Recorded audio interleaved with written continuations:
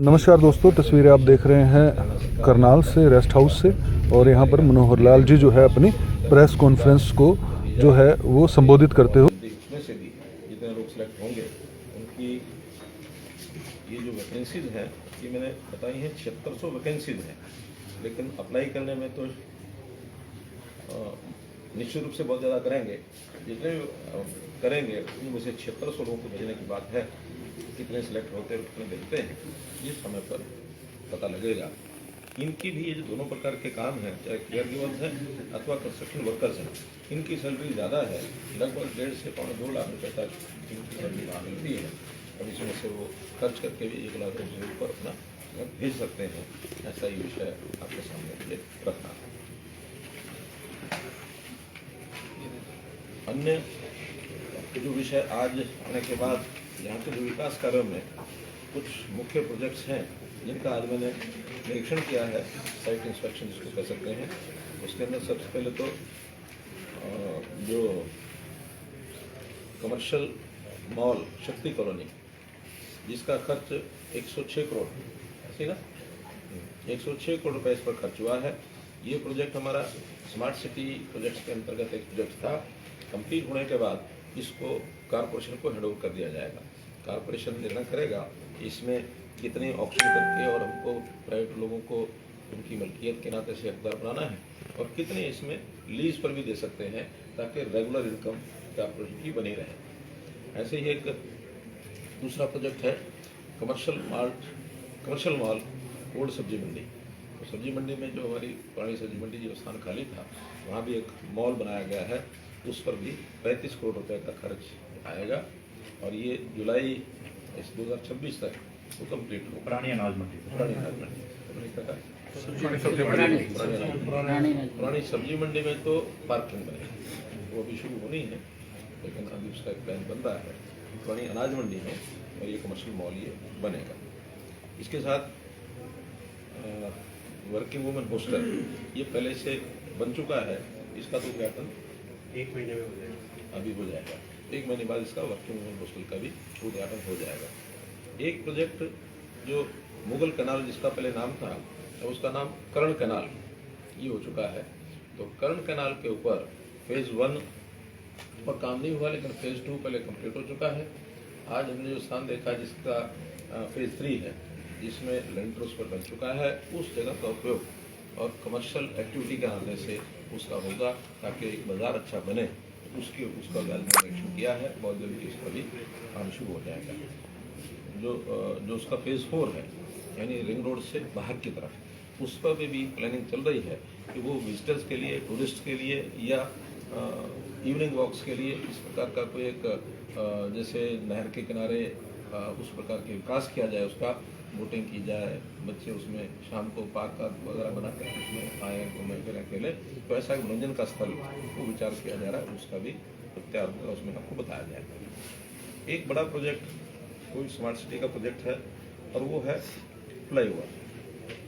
बड़ा फ्लाईओवर बाजार के यानी सब्जी मंडी के सामने से होते हुए और रेलवे रोड तक उस फ्लाईओवर को जो वाल्मीकि चौक है उसको कवर करेगा और उसका एक जो रास्ता है वो इस रोड पर अपना पुराने बस स्टैंड की तरफ आगे बढ़ेगा। तो उसमें 3 लेग का ये फ्लाईओवर बनेगा और इस पर कुल 128 करोड़ रुपया खर्च होगा।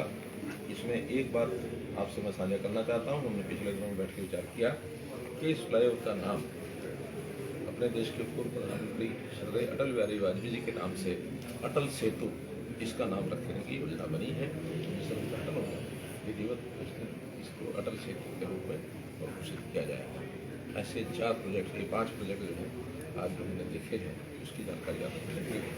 पुनः आपको नव वर्ष की बहुत बहुत शुभकामनाएं। सर, अजय चौटाला का एक बयान सामने आया है जिसमें वो विवादित भी चल रहा है। बांग्लादेश, श्रीलंका और बाकी जगह जो हुआ नेपाल के अंदर, ऐसे ही हमारे शासकों को सड़क पर दौड़ाना चाहिए, उन्हें पीटना चाहिए, ऐसा उनका कहना है, तभी ये यहाँ से भागेंगे। देखिए, जिन लोगों का अपने देश की लोकतांत्रिक व्यवस्थाओं में विश्वास नहीं है उस प्रकार की भाषा बोलते ही नहीं। आपने दिखा दिया, अगर इस प्रकार की भाषा बोलेंगे तो आगे हरियाणा की जनता उनको लोकतांत्रिक तरीके से आगे आने देगी, ऐसा मुझे शक है। सर कुंजपुरा को भी नगर पालिका बना दी जाए, उसमें करो। करनाल जिले में एक नगर पालिका कुंजपुरा और ऐसी पानीपत जिले में एक नगर पालिका मतलोडा और तीसरी और हरियाणा में शहजादपुर अम्बाला जिले की नारायणगढ़ तहसील में जो शहजादपुर पंचायत थी उसको भी नगर पालिका का दर्जा दिया गया है। तो ऐसे पंचकुला जिले में शहजादपुर, तो ऐसे 3 नई नगर पालिकाएँ इस बार कैबिनेट ने बनाई हैं। मैं कैबिनेट का धन्यवाद करता हूँ, खास करके हमारे रामकुमार जी जो हमारे कश्यप MLA हैं उनको, उन्होंने मुझे अभी धन्यवाद किया उन्होंने मेरा, और ऐसे ही हमारे कृष्ण कुमार जी, उनकी भी सहमति थी कि मतलोडा को और नगर पालिका बनाया जाए। जो बड़े गांव हैं वो सब शहरीकरण की ओर बढ़ रहे हैं और वहाँ बाजार भी अच्छे हो गए हैं, वहाँ का विकास भी उसी प्रकार से चाहिए। तो उस नाते से वहीं की पंचायतों की जब इच्छा होती है कि हमारे यहाँ नगर पालिका बनाई जाए, तो ऐसे बड़े गाँव को नगर पालिका सरकार सर लोगों से अपील करेंगे, अवैध कॉलोनियों में प्लॉट लोग ले लेते हैं, इन्वेस्टमेंट कर देते हैं, लेकिन बाद में जो है फिर DTP की तरफ से या प्रशासन की तरफ से वो तोड़ दिए जाते हैं। तो लोगों से क्या अपील करना चाहेंगे, क्योंकि करनाल में भी अवैध कॉलोनियां काफी कट रही हैं। देखिए, मैं तो हमेशा अवैध कॉलोनी के विरुद्ध रहा हूँ। ये अवैध कॉलोनियाँ करना ये बहुत गलत बात है, क्योंकि विकास के नाते जो एक प्लान्ड डेवलपमेंट होना चाहिए। आखिर लोगों को सरकार लाइसेंस देती है, लोगों को मना नहीं करते कि आप लोग मत बनाइए। थोड़े लालच के कारण से, और चाहे वो कॉलोनाइजर्स हैं या फिर खरीदने वाले भी थोड़ा बहुत रेट का लालच करके और ऐसी अवैध कॉलोनी में मकान खरीदने के तैयार हो जाते हैं।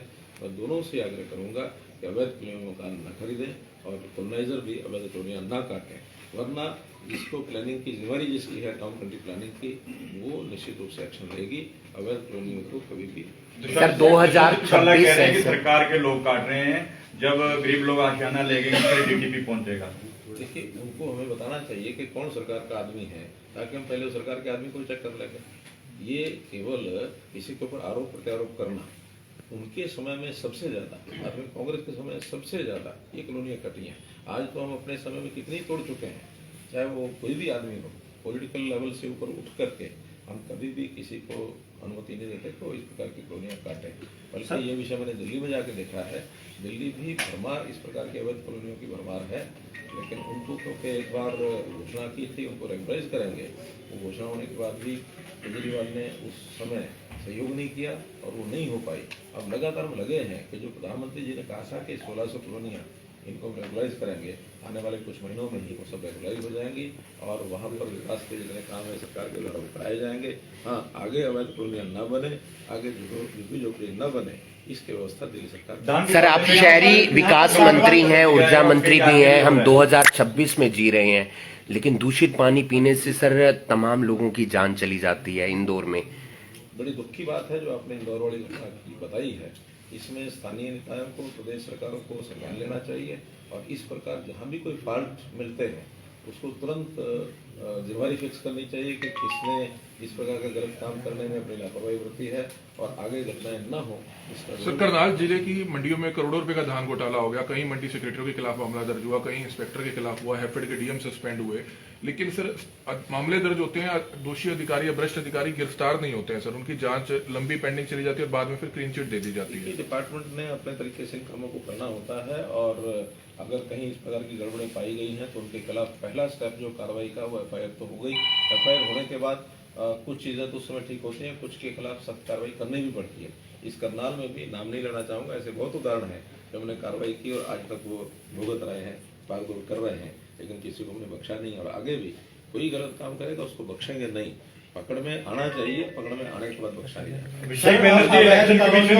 अवैध कॉलोनियों पे कार्रवाई होती है, अगले दिन फिर वो सही कर लेते हैं। सर बांग्लादेश के अंदर कमीशन गए और कह रहे हैं कि उन्होंने हमारी बात नहीं सुनी।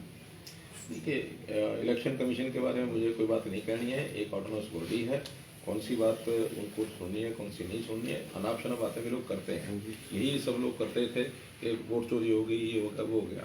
कर्नाटक सरकार भारतीय जनता पार्टी सरकार तो नहीं, वहाँ पर अभी लेटेस्ट सर्वे उनका जो आया है 91% लोगों ने ये कहा है कर्नाटक सरकार में, यानी वहाँ कर्नाटक प्रदेश में, कि कोई किसी प्रकार की वोट चोरी नहीं है, EVMs ठीक हैं, सब चीज़ें ठीक हैं, ये वहाँ की जनता कह रही है। तो ये सब थपेड़े तो उनको जनता मारी देगी। कभी से कह रहे हैं, उसके बाद हर चुनाव में का हाल होता है। आखिर ये बिहार के चुनाव से पहले मैंने से बातें कही, चुनाव आयोग के साथ टकराव लेना शुरू किया, बिहार की जनता ने जवाब दे दिया ना। आज देश की कोई भी देशभक्त नागरिक ये नहीं चाहेगा कि घुसपैठिए लोग आकर के यहाँ वोट करें, और ये इनके वोट में घुसपैठिए इन्हीं के बने रहे। वोट चोरी तो वास्तव में ये करते थे, मैं पहले भी कह चुका हूँ कि इनका हाल तो हुआ है जैसे उल्टा चोट कोतवाल को डांटे। जो वोट चोरी खुद करते थे, अब चूंकि वोटर लिस्ट को साफ किया जा रहा है, उसमें गलत वोटों को बाहर निकाला जा रहा है, अब उधर भी चलाते हैं उधर भी चलाते हैं। तो ये दोनों चीजें अपने हाथ में रख करके चलना चाहते हैं, और दोनों में से कुछ नहीं मिलेगा। जनता सब समझदार है, जनता सब जानती है। सर एक सवाल सिर्फ,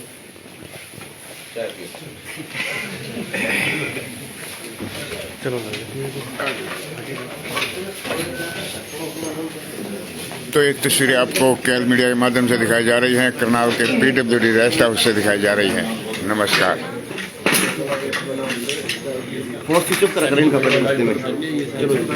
एक मिनट